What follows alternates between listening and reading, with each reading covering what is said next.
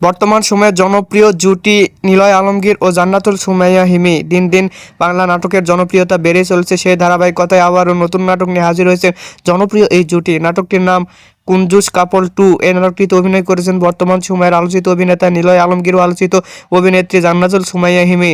এই নাটকটি রচনা ও পরিচালনা করেন মিতুল খান। নাটকটি খুব শীঘ্রই ঈদে বাংলা ভিশনের পর্দায় দেখতে পাবেন। আপনারা দেখতে চাইলে অবশ্যই বাংলা ভিশনের পর্দায় চোখ রাখুন এবং নিয়মিত নতুন নতুন নাটকের আপডেট পেতে হলে অবশ্যই চ্যানেলটিকে সাবস্ক্রাইব করে রাখুন। পরবর্তী ভিডিওর জন্য অপেক্ষা করুন।